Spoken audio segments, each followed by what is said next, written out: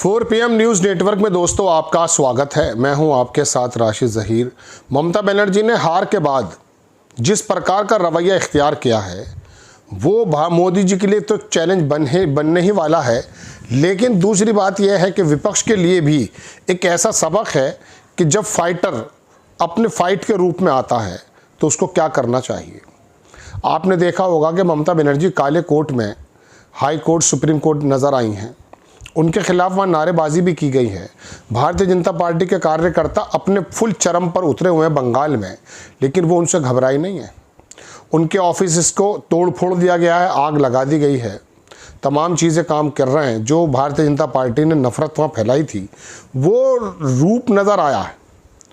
मुस्लिम बस्तियाँ हों या टीएमसी के कार्यालय हों या टीएमसी के नेताओं को ऊपर से फेंक देना हो, उम्मीद ये नहीं थी कि बीजेपी ने ज़मीन के नीचे इतनी नफरत बना दी है। पूरा बंगाल या पूरा कलकत्ता तो इसमें शामिल नहीं है। अलबत्ता ये बात हकीकत है कि आरएसएस ने और बीजेपी ने वहाँ के जो, मैं हमेशा कहता हूँ भद्रजन, वहाँ के जो लोग हैं इंटेलेक्चुअल्स, उनके अंदर एक नफ़रत का पुट तो भर ही दिया है। यही वजह है कि पिछले इलेक्शन में भी उनको एक अच्छा खासा वोट पड़ा था, अब की बार वो ज़्यादा हो गया है। अब उसमें टूल्स की मेहरबानी हो, चुनाव आयोग की हो या बेईमानियाँ हों, वो अलग एक मसला है, लेकिन फिर भी बाकी तो था उनका वोट। ममता बनर्जी ने जो उसका जवाब दिया है, अपने कार्यकर्ताओं को जो आह्वान किया है और सड़क पर उतरकर राजनीति करने के लिए पहले से भी जानी जाती थी। सादा ज़िंदगी थी, टीएमसी का 15 साल का शासन था, एंटी इनकम्बेंसी तो होती ही है, और कुछ ऐसा भी होता है कि जिस तरह से लोग गुंडे भी शामिल हो जाते हैं, बदमाशियाँ भी होती हैं। बाद मर्तबा मुख्यमंत्री के पास इतना काम होता है कि उसकी नीयत तो सही होती है, क्योंकि ममता बनर्जी के कैरेक्टर पर कोई आरोप नहीं लगाया बंगाल में अभी तक, लोग उनको पसंद करते हैं। हाँ, टीएमसी के नेता हो सकते हैं, लेकिन उसके बाद भी जैसे बीजेपी ने उनके साथ करना शुरू किया है, सड़क से लेकर कोर्ट तक, चुनाव आयोग से लेकर के केंद्र तक, उन्होंने उसका जवाब देने की जो ठानी है और जो उन्होंने आह्वान किया अपने कार्यकर्ताओं को लेकर, वो वाकई मोदी जी के लिए चिंता का विषय बन सकता है 2029 में भी। और विपक्ष जो लामबंद जिस प्रकार से होकर के लड़ाई को लड़ना चाहिए, वो भी एक सबक देता हुआ नज़र आ रहा है। ममता बनर्जी ने अपने कार्यकर्ताओं से कहा कि लड़ना पड़ेगा, सड़क पर आना पड़ेगा, इकट्ठे होना पड़ेगा। और ममता बनर्जी अगर खुद अगुवाई करती हैं तो फिर बंगाल के अंदर, मैं आपको दोस्तों बता दूं कि ये चाहे कुछ भी करें, लेकिन एक ऐसा माहौल बन सकता है कि महिलाओं का कुछ वोट परसेंट अगर छिटक गया है, वो भी ममता बनर्जी के पास आ सकता है। चूँकि ये लोग नो डाउट कुछ काम तो करेंगे।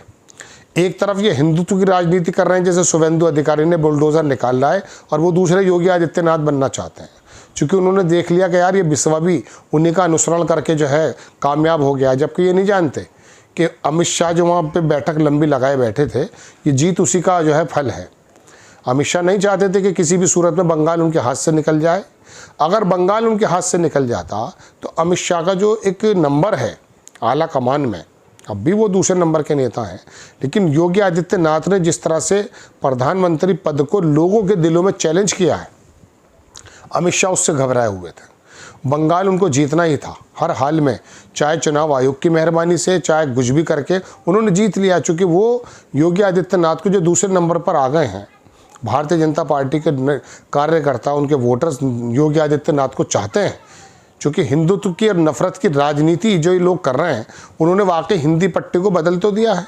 ये बात अलग है कि राहुल गांधी और तमाम बाकी तमिलनाडु के लोग इकट्ठा होकर के लड़ रहे हैं, लेकिन ये एक वर्गीकरण होने वाला है। बहरहाल मैं अपनी बात पर आता हूँ कि ममता बनर्जी ने जो नया आह्वान किया अपने कार्यकर्ताओं से कि सड़क पर उतरकर इकट्ठे होकर के दोबारा से लड़ाई लड़नी होगी, टीएमसी में, बंगाल में, और वहाँ के लोगों में, वहाँ की महिलाओं में एक दोबारा से नई ऊर्जा भर दी जाएगी। क्योंकि अब ये होगा बाहरी और अंदरूनी। हालांकि उन्होंने चीफ मिनिस्टर शुभेंदु अधिकारी को बनाया है, हिंदू मुस्लिम की वो पार्टी बढ़ाएंगे, वो खाइयाँ को बड़ी करेंगे, लेकिन ममता बनर्जी अपने काम को पहले बहुत आसानी से कर चुकी हैं। उन्होंने वामपंथियों के उस राज को ख़त्म कर दिया था दोस्तों, जिसके बारे में उम्मीद ये हो रही थी कि होगा नहीं।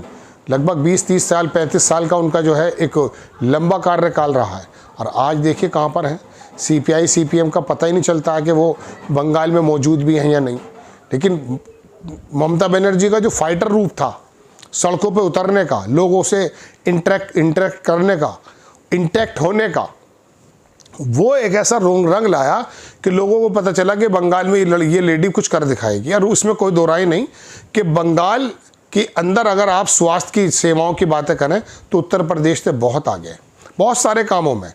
आवाज़ उठाने की बात हो, सड़कों, मैं वहाँ पर सुन रहा था, वो जो टैक्सी यूनियन के लोग होते हैं वो आज भी चलते हैं वहाँ पर। वहाँ के जो बड़े बड़े मील्स हैं, वहाँ पर जो मजदूर काम करते हैं, उनकी यूनियंस के अंदर बड़ी ज़बरदस्त तरीके की यूनिटी और जान है, सुनी जाती है।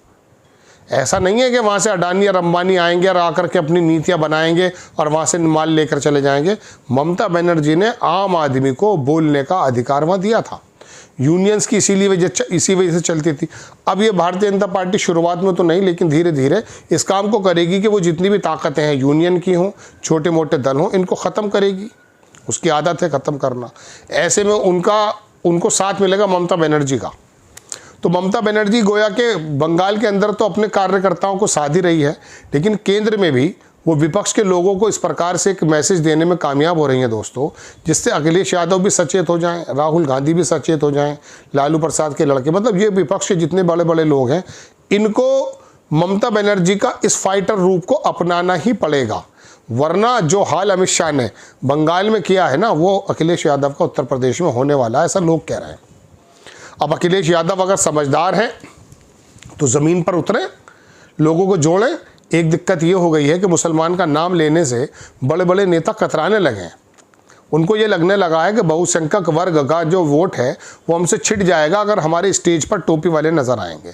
ऐसा नहीं है, ऐसा नहीं है। बहुसंख्यक वर्ग में अब भी बड़ा वर्ग इंसाफ पसंद है। आज भी बीजेपी को, मोदी को, आरएसएस को, योगी आदित्यनाथ, बिस्वा को वोट 40% से ज़्यादा नहीं मिल रहा है भाई। केंद्र में भी 36-35, कभी कभी हो जाता है वो 45 जैसे बंगाल में बताया जा रहा है। वहाँ चुनाव आयोग की मेहरबानी बताई जाती है। तो इस बात से बददिल होने की ज़रूरत नहीं है। ये गोदी मीडिया तो कुछ भी कर सकती है। तो अखिलेश यादव को सचेत होना पड़ेगा, क्योंकि अब मैं एक बात और बता दूँ आपको, उत्तर प्रदेश इस बार ख़तरे में है बीजेपी के लिए। इसलिए नहीं कि अखिलेश यादव बहुत मजबूत है, कांग्रेस बढ़िया लड़ेगी ना, इनको तो जब वो चाहेंगे यूँ निपटा देंगे। एक्चुअली बात यह है कि अमित शाह, केंद्र का चुनाव आयोग का वो समर्थन उत्तर प्रदेश को मेरी नज़र में शायद नहीं मिल पाएगा जो बंगाल में मिला है। ऐसे में योगी आदित्यनाथ को अपनी लड़ाई अलग लड़नी है, क्योंकि वो जानते हैं कि इस बार मुझे उत्तर प्रदेश हराकर ये 2029 को साधेंगे। क्योंकि जाहिर सी बात है वो सहानुभूति लहर भी मिलेगी। अखिलेश यादव अगर चीफ मिनिस्टर बन जाएंगे तो हिंदुत्व का जो वोट है वो बड़ा मुखर हो जाएगा 2029 में। खैर, तो ऐसे में वो मदद नहीं मिल पाएगी जो पहले मिला करती थी, क्योंकि 2024 में योगी आदित्यनाथ ने भी इतनी मदद नहीं की है केंद्र की कि उनकी सीटें घट करके बेचारों की 73 से 67-73 से कहाँ पर आकर गिरे हैं वो लोग। वो 37 और 43 सीटें जीत गए अखिलेश यादव और कांग्रेस। तो ये टोटल है। लेकिन ममता बनर्जी ने बाकायदा एक ऐसा विपक्ष को भी और अपने कार्यकर्ताओं को भी एक ऐसा मंत्र दे रही हैं वो कि वो फाइटर के रूप में दोबारा आएंगी। और याद रखिएगा, दिल्ली में केजरीवाल भी दोबारा आएंगे।